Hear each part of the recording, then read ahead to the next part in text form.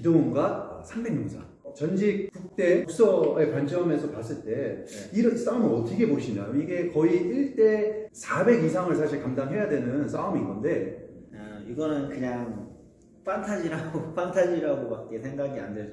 네. 과거 이제 현역 시절에 보통 1대 몇 가지 커버가 가능하셨나요?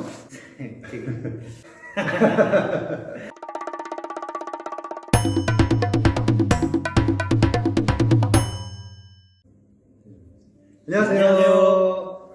네, 수원한학의 김형남 전도사입니다. 네, 2021셀 이초성입니다. 네, 관장님과 함께 사사기 6, 7장 함께 살펴보겠습니다. 근데 이 기드온이 사사가 맞는 건가요? 그 사사라고 이렇게 표현되는 게 없는 것 같아가지고 다른 데는 뭐 이렇게 사사라는 표현이 많이 있었는데 여기서는 그런 걸 못 봐가지고 장군인 건지 사사인 건지 애매한 것 같아요. 다른 사사들의 이야기를 보면은 이스라엘 사사 누구, 이스라엘 사사 누구라는 사실 소개가 나옵니다. 근데 기드온 이야기에서는 기드온이 사사다라는 그런 소개가 없어요. 근데 보편적으로는 기드온을 사사로 인정을 합니다. 왜냐하면 첫 번째 사사기서잖아요.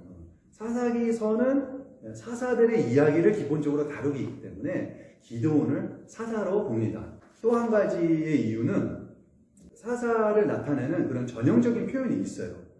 하나님이 그들을 통하여 이스라엘을 구원하셨다. 혹은 그 사람이 이스라엘을 구원하였다. 라는 표현인데요. 기드온 이야기에도 이 표현이 등장합니다. 그래서 보편적으로 기드온을 사사로 보고 있습니다. 좀 도움이 되셨나요? 네, 알겠습니다. 네.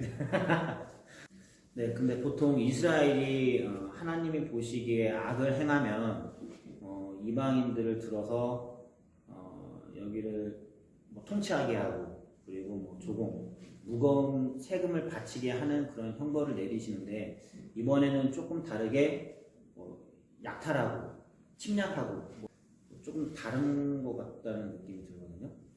네, 맞아요. 보통 하나님께서 이방 그 족속을 들어서 이스라엘을 통치하실 때는 식민 통치 방식을 취하셨죠.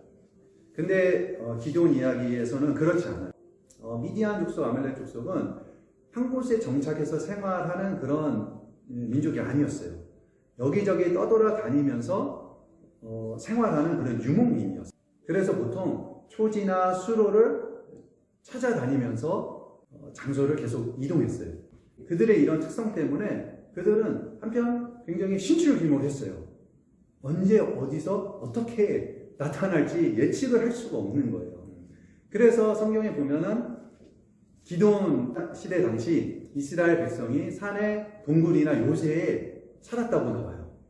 그곳에 피신해서 살았던 그 이유가 사실 이해가 되죠. 약간 몽골족하고도 비슷해요. 네, 맞죠.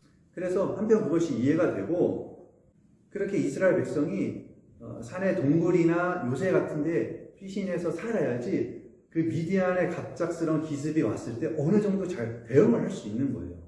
아무튼 이런 미디안 족속의 이런 특성 때문에 그들은 식민 통치를 받는 것이 아니라 그런 상습적인 약탈과 침략을 받았어요. 그래서 쉽게 생각하면은 계속해서 압제를 당하거나 상주에서 통치를 받는 것이 아니니까 그래도 좀 나았겠네라고 생각하기가 쉬운데 사실은 그 반대예요. 식민 통치를 당하게 되면 조공을 내게 되죠. 물론 굉장히 무거운 세금을 냈을 거예요. 그런데 이 미디안 족속의 약탈은 모든 것을 앗아갔어요. 특별히 생계수단이 될 만한 것을 발견이 되는 대로 눈에 띄는 대로 다 가져갔어요. 그러니까 이 이스라엘 백성에게는 어쩌면 훨씬 가혹했어요. 하긴 얘들 몽골이 한번 쓸고 지나가면은 다 싹 없애버렸다고 하는 거니까 맞아요. 그런 느낌하고 좀 비슷한 것 같아요. 그렇죠. 네. 네, 전도사님 근데 기드온의 그 양털 기도가 있잖아요. 그 양털 기도를 봤는데 이런 기도를 해도 되는 건가요?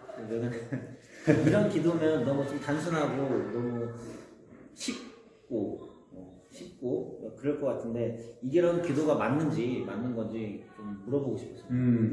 그러니까 기도원의 양털 기도는 사실 뭔가 하나님을 시험하는 것 같기도 하고 믿지 못하는 것 같기도 하고 좀 그런 분위기가 있고 또 한편은 굉장히 좀 유치한 것 같기도 해요.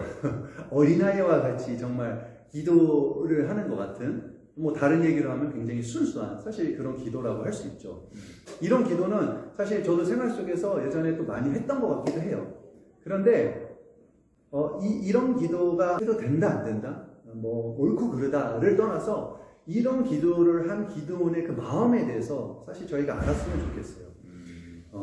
기드온은 사실 굉장히 절박한 그런 심정 가운데 있었어요. 기드온이 하나님의 음성을 듣고 비전을 받아서 믿음의 여정을 막 걸어가고 있었죠. 그래서 뭐 작은 그런 순종의 어떤 열매 또 승리도 맛보게 되고 또 하나님 영이 임하는 그런 일도 있었고 그래서 마지막 그 하나님의 대의 앞에 이제 딱 이제 쓴 상황이에요. 그때 이제 믿음으로 하나님께서 미디안 사람을 한 사람 치듯 다 물리쳐 주신다고 그렇게 이제 말씀하셨잖아요. 믿음은 그냥 나가면 되는데 그 마지막에 미디안 군대 앞에 딱 섰을 때 갑자기 믿음이 훅 떨어진 거예요. 자기네는 고작 300명이잖아요. 미디안의 13만 군대를 보니까 막 후덜덜덜 막 두렵기도 하고 떨리는 거예요. 다시 하나님 앞에 기도하고 있는 확증을 구하고 있는 사실 그런 상황이거든요. 그래서 뭐 저희의 삶 가운데서도 그런 일들이 발생할 수 있습니다. 믿음의 여정을 걸어가고 있는데 어떤 난관을 만났을 때 어떤 문제에 봉착했을 때 믿음이 갑자기 사라지는 거예요. 막 두려운 거예요. 야, 내가 이 산을 과연 넘을 수 있을까?